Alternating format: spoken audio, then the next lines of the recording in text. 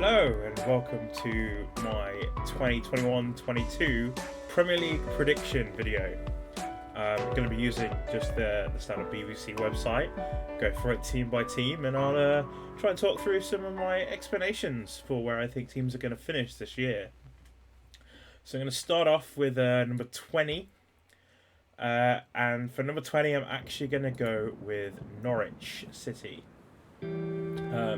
I just don't think they have the strength to put up any sort of a challenge this year.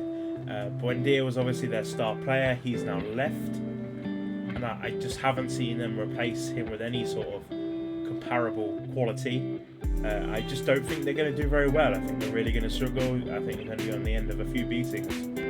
And the same, I think, can be said for my number 19 pick, Watford.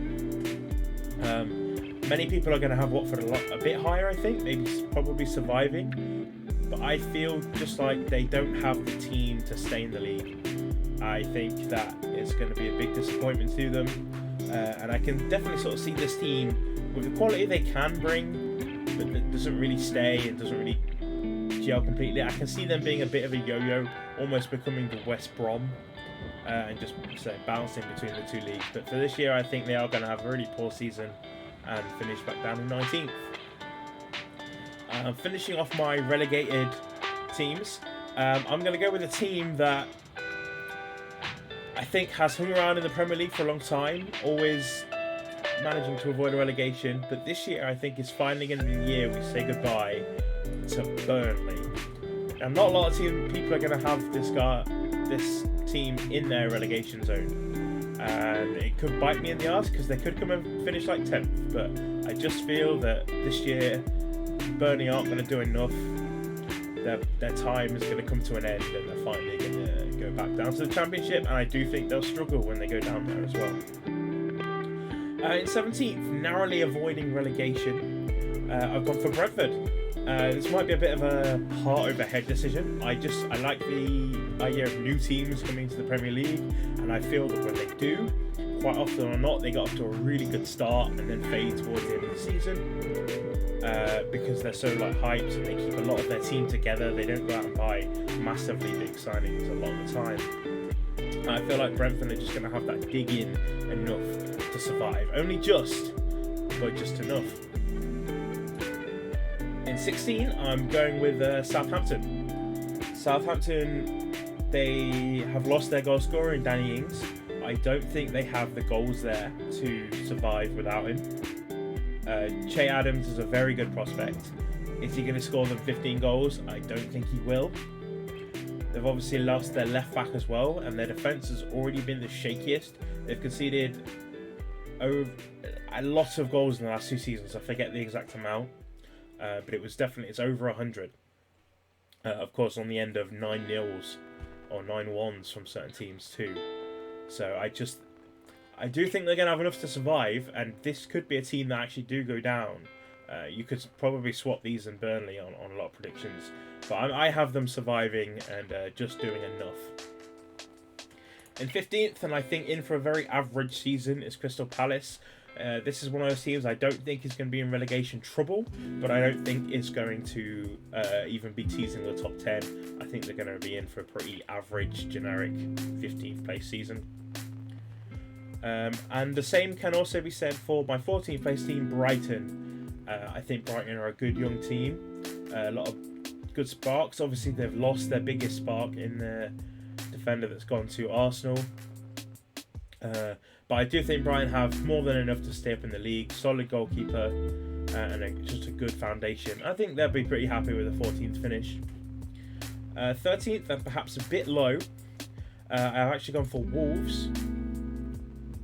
I think Wolves, again, they haven't really progressed their team all that much. They've lost their goalkeeper.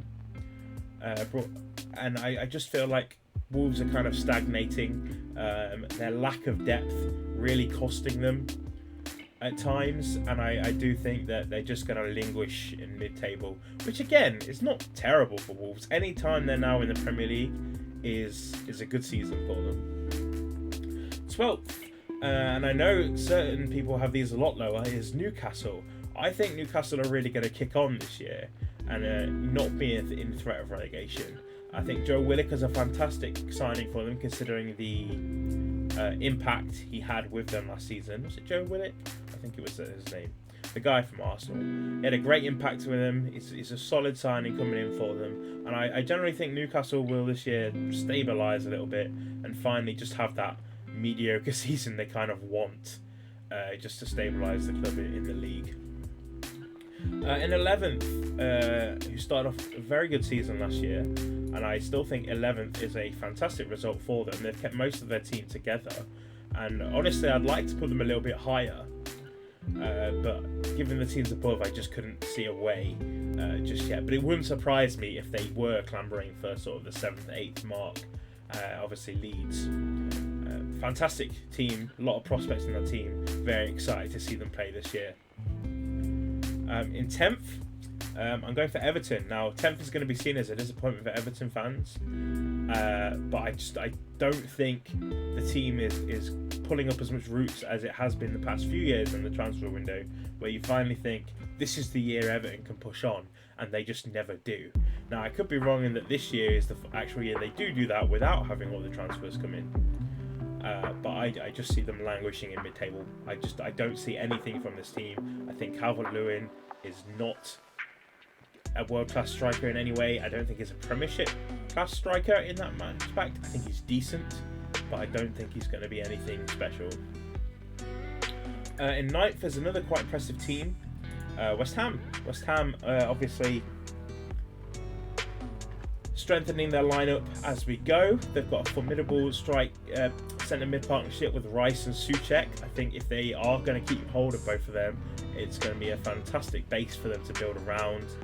Antonio up front, Bowen and other players around them. I think they've got a really strong base there, and I think they are going to be pushing as much as they can to get to those European spots. In 8th, and a very disappointing 8th this would be, I think, is Spurs. Now, for me, Spurs are a two-man team. Those two men are Harry Kane and Son. I think the way Spurs play is very much tailored to Harry Kane scoring goals, and they play a lot to his strengths, like other teams do not. Like Harry Kane for England is not the same beast that plays for Tottenham, because Tottenham play to his strengths throughout. That's their whole team is based on it.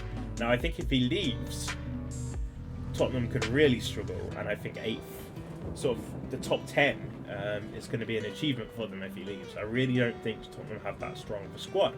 They have improved, and it will be interesting to see what those improvements do. If Kane stays, he's going to score goals, and then they're going to be looking at a European spot, I would have thought. I don't think they'll get top 4, but I do think no matter what happens with Spurs, they are going to be finishing in that sort of 5th to 8th range. In this case, I've gone for them 8th, and this is a bit of a bold one because I've gone for Aston Villa at 7. This is high, but I look at that Villa squad now and I think that is a great squad. They have brought in some fantastic players, obviously spending the Grealish money well. It's a shame they haven't gotten Barkley or somebody of that caliber to just play that Grealish role. I think if I was them, obviously they're looking at Buendia doing that, I would expect, but if they could nab Lingard on loan from United, I think that would be a fantastic signing for them. They've got a strong, good defence, great keeper, great forward players now, and I truly think Villa can have a really, really strong season. And, you know, given the stature of the club, being back up in the European spots is where that club wants to be. In 6th place, I've gone for Leicester. As good as Leicester are, I can't justify putting them higher than this. Because, and I could be wrong, because Leicester have a habit of proving everybody wrong. And I hope they do again. I hope they do nick a couple more spots. But on my list, I have put them 6th. The way that squad plays is so great. They have such chemistry, such a bond. The signings that they make is phenomenal. But you look at that team and it's not full of quality on paper, but together they become a unit that is very difficult to beat. Just won the Community Shield, or give it against a weakened Manchester City team. But I think putting them any lower than 6th is a disservice. 5th and 6th, I think, is where they sort of should be aiming at this rate. I don't see them going higher. But it wouldn't surprise me if they did drop lower, because, you know, after a really good season, teams like Leicester can tend to drop down. Obviously, when they won the league, no one was ever expecting them to do that again, of course, but they started off very slow, and obviously Ranieri then got sacked. And I could see a similar thing happen here, where Leicester get off to a bad start, and potentially that hurts them. But I think 6th is a solid foundation of a guess for them. It's a 5th is a team that's actually going to has impressed me a little bit. As far as the back end of last season, is Arsenal. I don't think they're quite there for top 4. It's very possible, but I do think they'll be a lot stronger than the past few seasons, and I very much think that they will be up there, challenging for a Champions League spot this season. I'm not a huge fan of Arteta, and that's why I don't think they'll get top 4. But I think he's done a good job there, and I just have this weird feeling that Arsenal are going to start really well and hold that up, which they haven't done recently, so I could be completely wrong, but that's where I'm punting for Arsenal. In 4th place, I'm going for Liverpool. Now again, this might be a little bit ahead of the heart, because they still have the majority of the squad that went almost unbeaten in the league. Was it unbeaten? I don't remember. Had that really, really good league season, right? And dominated the league. And that squad's still there, but it's older now, and it's not been as good last season. And I just think with the signings that the 2 of the next 3 teams have made, and the overall squad of the other one, I could easily be wrong, and Liverpool could just be phenomenal again. But they never have much of a backbone to Liverpool, and if they start losing, I feel like that will be it. They just won't get out of gear again. So yeah, I'm going for Liverpool 4th. I hope they get 5th, personally. Not a Liverpool fan, obviously. And this is as low as I could feasibly think to put them, but I can always hope for lower. In 3rd, now this is the toughest decision for me. I'm a Man United fan. I really want to put Man United first, but this is not. We all know who my prediction for the top one is going to be. It's the same as most other teams' predictions going to be. Chelsea, however, have signed a lot of great players. Again, the Lukaku is going to be massive for them, I think. They always have a good team. They've got a team that's gelling more and more. And given all that, I'm going to put them 3rd because I'm a Man United fan. And I think Man United can beat Chelsea. Again, that is massively heart over head. I can't back against my own team. I'm gonna go at least with them 2nd, putting Chelsea down to 3rd. So yeah, in 2nd, I'm gonna grudgingly put Man United, and in 1st, Man City. I hate predicting it this way around, because I don't bet against my own team. I'll never put money on against my own team or anything like that. I hate going against them. If you can tell me we're going to play a game, I might think we're going to win, but oh my God, will I tell you I might think we're going to lose, but my God, I'll tell you we're going to win. Because Man United are my team. However, even with the great signings we've made, we're still a couple of players short. I'm hoping that will rectify itself. We still need that midfielder. I still think we need another centre-back that's going to rotate with Rana and Maguire, because I don't think anybody else at the club we have is good enough. The goalkeeping situation's still a little bit shaky. We don't know the fitness status of Rashford. Martial, to me, is a doubt. We have a great squad in there when it's all performing. Can we get that consistency? And can we do it under Ollie? No. We can't win the league under Ole Gunnar Solskjaer. And that's what it comes down to. Is that even if we are in a good position, we won't win the league under Ollie. And given the overall strength of Manchester City's squad, they have to go on top. If they get Kane, I don't know if that makes any much of a difference to them. Personally, I'm not a huge Kane fan. I don't know if he'll fit in the Man City team. I personally don't think he will, and I think that will actually make them less scary than if they went out there and signed a different striker. As it stands, they really only have Jesus. Jesus is a good player. He's not a great player. So are Man City missing a good striker? Potentially. But there's still time in the window left for them to sign one if they're looking for one. And if they are, it's going to be Kane. And at the very least, Kane will score goals if they play to him. And Man City, out of everybody, may be the team that can play to him because they have De Bruyne, they have Grealish, they have Foden, all these players that are looking to sit and pass you the ball. They're not really looking to run at you. Bernardo Silva, sorry.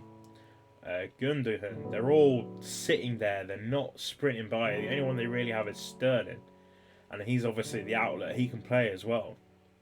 So if Kane is going to do well in another team, it is going to be City. And they will win the league. I can't see anybody stopping them. So yeah, that is my prediction for a Premier League table. From 1st to 20th.